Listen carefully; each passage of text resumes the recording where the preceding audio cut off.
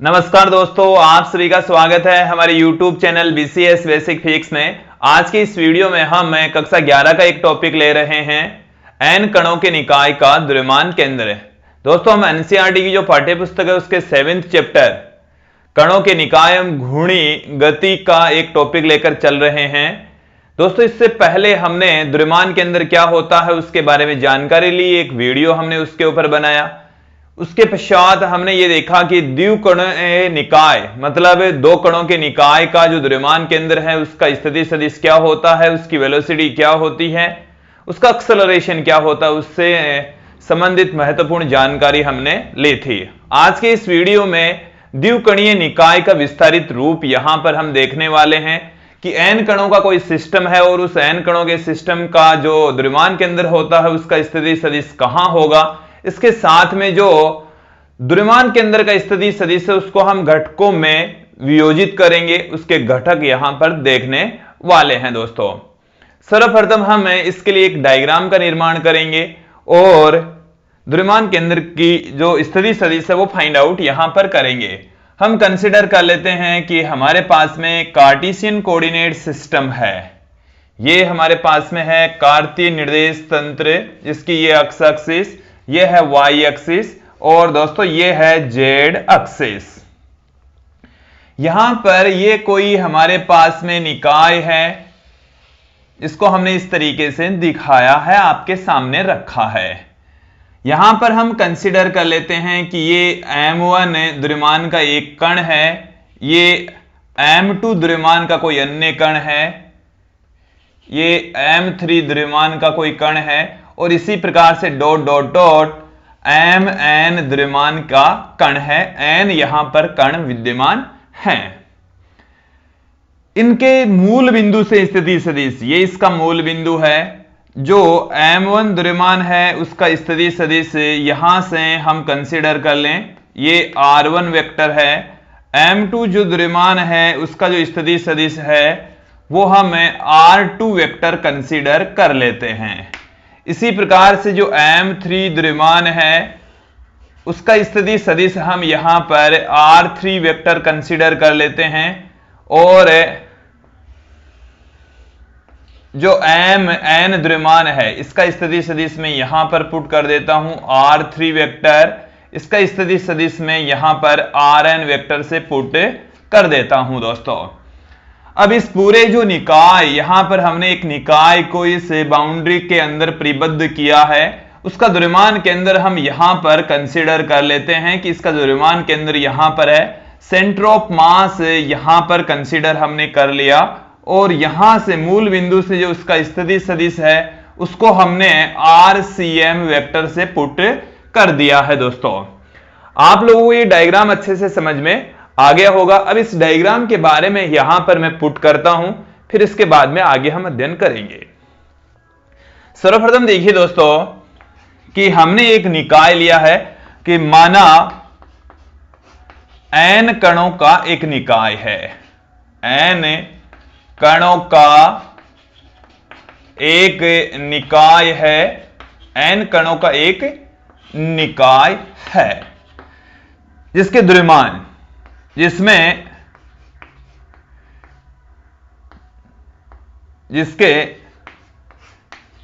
जिनके लिखें ज्यादा बेटर रहेगा, जिनके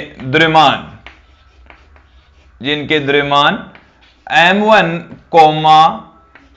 m2 m3 dot dot dot mn है। हमने यहां पर m1 m2 m3 dot dot dot mn द्रव्यमान के कण लिए हैं। मूल बिंदु से इनके स्थिति सदिश, मूल बिंदु से इनके जो स्थिति सदिश हैं वो हमने कंसीडर कर लिए। इनके स्थिति सदिश क्रमशः, मूल बिंदु से इनके स्थिति सदिश दोस्तों क्रमशः क्या क्या होंगे, r1 vector, r2 vector r3 vector dot dot dot rn vector हैं। ये इनके स्थिति सदिश है दोस्तों, मूल बिंदु से इनके स्थिति सदिश हैं। फिर इसके बाद में दोस्तों हम आप लोगों के सामने जानकारी रखते हैं, महत्वपूर्ण जानकारी। देखिए दोस्तों, ये वाला कोई भी आप एक कण ले लीजिए और वो जो कण है अन्य सभी कणों के ऊपर एक बल लगाता है, आंतरिक बल लगाता है। ये इन दोनों के बीच में एक बल काम करेगा, मतलब है कि ये इसके ऊपर बल लगाएगा, ये इस पर बल लगाएगा। पहला कण दूसरे पर, दूसरा कण पहले पर आंतरिक बल लगाता है। दोनों का परिमाण समान होता है, डायरेक्शन एक दूसरे के अपोजिट होती है।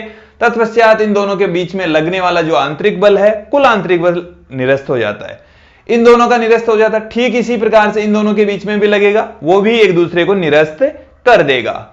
इसी प्रकार से सभी कणों के मध्य आंतरिक बल काम कर रहा है और वो जो बल आंतरिक बल काम कर रहा है उसका परिमाण शून्य हो जाता है। परिणामी जो आंतरिक बल है, कुल जो आंतरिक बल है दोस्तों, वो शून्य होगा। तत्पश्चात यहां पर हम ये कंसीडर करके चलें कि इस निकाय के अंदर जो कण मौजूद होते हैं उन सभी पर आंतरिक बल कार्य नहीं कर रहा, या जो कार्य कर रहा है उसका मान भी शून्य है। यहां पर हम इनके ऊपर बाह्य बल कंसीडर करके चलेंगे कि इस निकाय के ऊपर हम कंसीडर कर लेते हैं कैपिटल एफ बाह्य बल लग रहा है, और उसको हम किस प्रकार से पुट कर सकते हैं वो देखिए दोस्तों आप। तो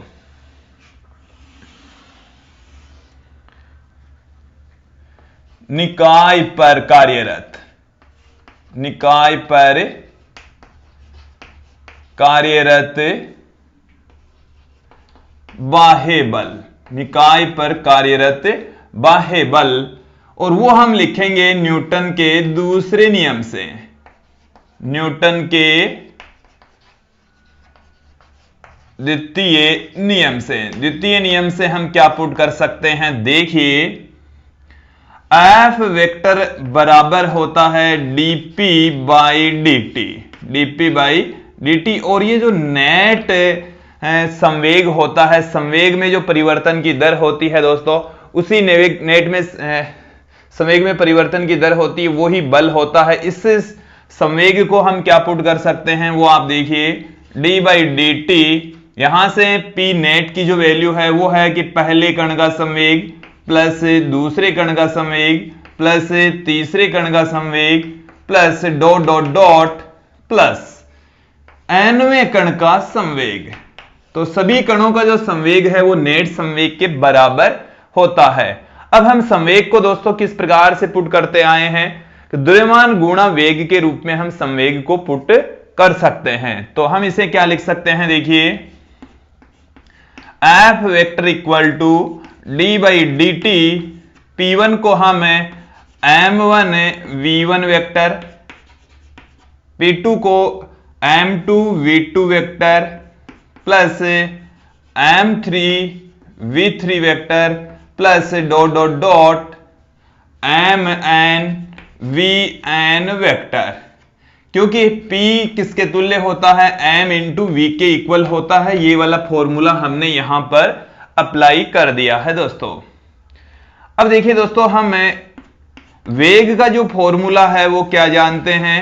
वेग का फॉर्मूला देखिए दोस्तों, वेग बराबर हम जानते हैं v इज इक्वल टू होता है dr बाई dt। स्थिति में परिवर्तन की जो दर होती है उसी को ही हम वेग कहते हैं।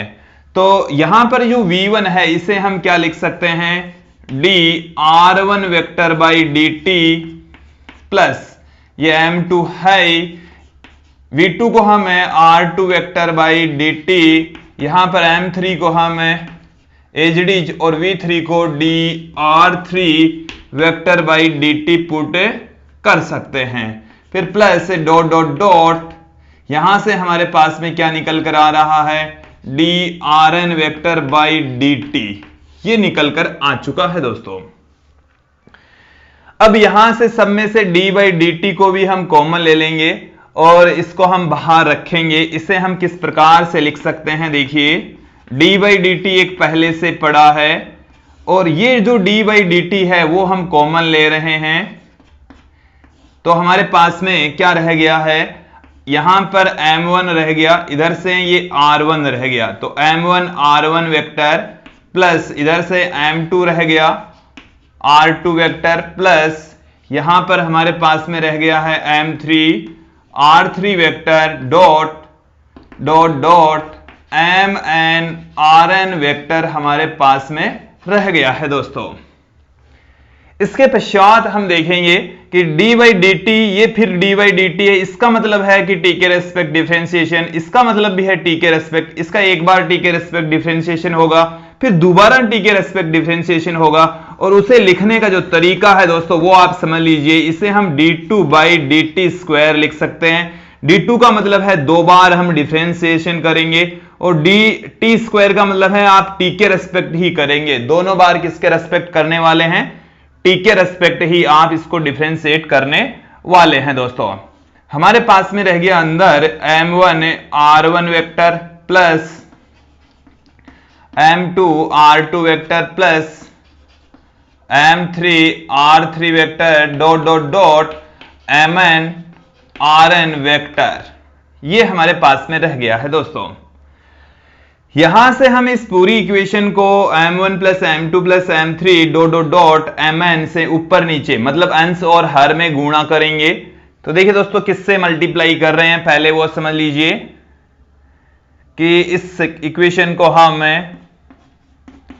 m1 plus m2 plus m3 dot dot dot mn से ऊपर गुणा कर रहे हैं, और इसी से ही हम मतलब अंश और हर में गुणा कर रहे हैं दोस्तों। तो यहां पर जो अंश में गुणा किया वो ये आ गया, अब हर में भी यहां पर गुणा करेंगे। m1 r1 plus m2 r2 plus m3 r3 vector plus dot dot dot mn rn vector, ये पहले से ही पड़ा है, अंश में पड़ा है। हर में हमने जो अंश में गुणा किया ये वाली राशि वही आ जाएगा। तो m1 plus m2 plus m3 plus dot dot dot plus mn, ये हमारे पास में आ चुका है दोस्तों। यहां से आप देखेंगे कि ये वाली जो वैल्यू है इसे हम कैपिटल M मतलब जो निकाय है उसका द्रव्यमान से पुट कर सकते हैं, और ये वाली जो वैल्यू है इसको हम RCM वेक्टर कहेंगे। क्या कहा जाएगा दोस्तों इसे? RCM vector. तो हमारे पास में क्या निकल कर आ गया है? F vector equal to capital M d2 RCM vector by dt square, इससे लिख सकते हैं। अब देखिए दोस्तों यहां पर हम इसको यहां से मिटाना पड़ेगा।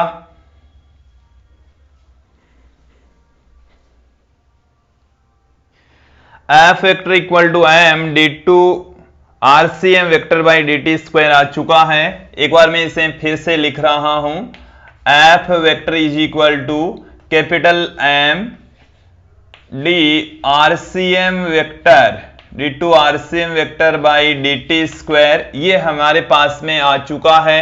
इसका मतलब है स्थिति सदिश का दो बार t के रेस्पेक्ट डिफरेंशिएशन कर रहे हैं जो कि एक्सेलरेशन के बराबर होगा, और एक्सेलरेशन को यदि आप द्रव्यमान से गुणा करते हैं तो वो द्रव्यमान आता है दोस्तों। तो जहां हमने कैपिटल M किसके स्थान पर रखा है? m1 plus m2 plus m3 plus plus dot dot dot plus mn, यह है निकाय का कुल द्रव्यमान, निकाय का कुल द्रव्यमान है ये।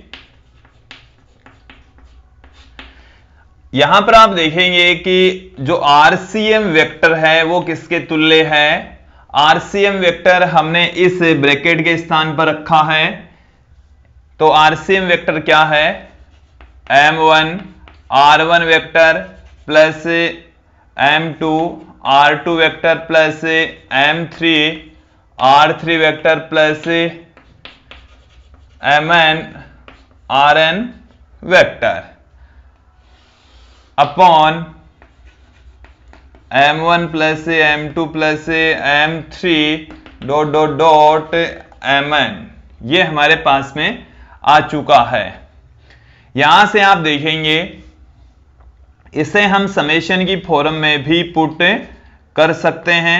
समेशन की फॉर्म में किस तरीके से लिखा जा सकता है? देखिए summation i equal to 1 to n mi into ri vector upon summation i equal to 1 to n M I, ये हमारे पास में आरसीएम का फॉर्मूला आ चुका है। द्रव्यमान केंद्र का जो स्थिति सदिश है उसको हम इस तरीके से पुट कर सकते हैं दोस्तों। इसके पश्चात हम यहां पर देखेंगे, इसके पश्चात जो द्रव्यमान केंद्र है उस द्रव्यमान केंद्र को हम कार्टेशियन कोऑर्डिनेट सिस्टम में पुट करेंगे। तो कार्टेशियन कोऑर्डिनेट सिस्टम में इसे किस तरीके से लिखा जा सकता है वो देखिए। कार्टेशियन कोऑर्डिनेट सिस्टम के अंदर हम इस जो द्रव्यमान केंद्र का जो स्थिति सदिश हमें प्राप्त हुआ है उसे हम एक्स वाई जेड तीनों घटकों के रूप में यहां पर पुट करने वाले हैं, लिखने वाले हैं दोस्तों। तो कार्तीय निर्देश तंत्र के अंदर क्या हो जाएगा, कार्तीय निर्देश तंत्र में आरसीएम वेक्टर को घटकों के रूप में लिखने पर हमें क्या मिलने वाला है। देखिए दोस्तों, इसके जो घटक हैं घटकों के रूप में हम इस इक्वेशन से पुट करेंगे। आरसीएम वेक्टर को हम इसके तीन घटक अक्स सीएम आई कैप प्लस वाई सीएम जे कैप प्लस जेड सीएम के कैप के रूप में लिख सकते हैं। यह है आरसीएम वेक्टर। इधर भी हम इन पदों को अक्स वाई जेड की टर्म्स में लिखेंगे। X one I cap plus Y one J cap plus Z one K cap. इसी तरीके से इसको भी लिखेंगे X two I cap plus Y two J cap plus Z two K cap. इसी प्रकार से इसको लिखने वाले हैं, अंत वाले पद को इसी प्रकार से लिखेंगे। तो हमारे पास में जो अक्स घटक है वो क्या होगा, तो द्रव्यमान केंद्र का अक्स घटक द्रव्यमान केंद्र के स्थिति सदिश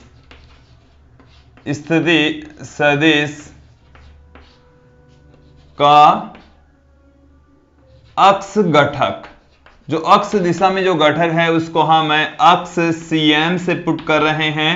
इसी तरीके से दोस्तों हम पुट करेंगे m1 X one plus m2 X two plus dot dot dot mn X n।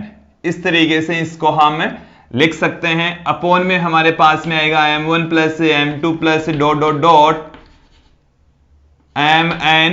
इसी प्रकार से y घटक ycm बराबर हम पुट कर देंगे m1 y1 plus m2 y2 plus m3 y3 plus dot dot dot mn yn। Upon में हमारे पास में चल रहा है m1 plus m2 plus dot dot dot m3 dot, मतलब इस तरीके से चलता जाएगा। जेड घटक क्या आ जाएगा, Z C M equal to m1 z1 plus m2 z2 m3 z3 plus dot dot dot, ऐसे ही चलता जाएगा। और अंतिम जो पद है mn zn यह आएगा। और बट्टे में हमारे पास में m1 plus m2 plus m3 dot dot dot plus mn आ जाएगा। अब यहां पर देखेंगे दोस्तों, ये वाला जो पद है इस पदों को हम किस प्रकार से लिख सकते हैं समेशन की फॉर्म में। जैसे हमने यहां पर आरसीएम को समेशन की फॉर्म में लिखा, ठीक उसी प्रकार से इस अक्सीएम वाईसीएम तथा जेडसीएम को भी हम समेशन की फॉर्म में पुट कर सकते हैं। तो देखिए यहां से अपॉन में जो हर वाला पद है ये है निकाय का कुल द्रव्यमान, जिसको हम 1/m से, तथा ये जो अंश वाला वैल्यू है इसको हम i बराबर 1 से लेकर n तक mi अक्साई लिख सकते हैं। इसी प्रकार से इसे 1/m, क्योंकि ये वाली जो वैल्यू है वो तो है 1/m, इसे हम क्या लिख सकते हैं, समेशन i इक्वल टू 1 से लेकर n MI इसी प्रकार से आप देखेंगे 1/m summation I equal to 1 to n MIZI ये हमारे पास में आ चुके। यदि हम इसको समेशन की फॉर्म में लिखें तो अब दोस्तों यदि ये द्रव्यमान वितरण जो हमने यहां पर निकाय सर्वप्रथम जो डायग्राम हमने बनाया उसमें जो द्रव्यमान है वो सतत रूप से विद्यमान होते हैं जिनका घनत्व एक समान होता है। और यदि वो सतत रूप से विद्यमान होता है, द्रव्यमान वितरण यदि एक समान होता है, तब इस समेशन को हम इंटीग्रेशन में बदल सकते हैं।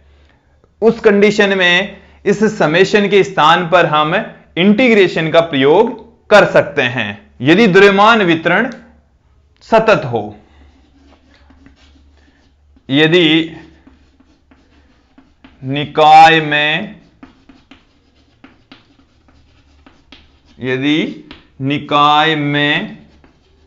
द्रव्यमान वितरण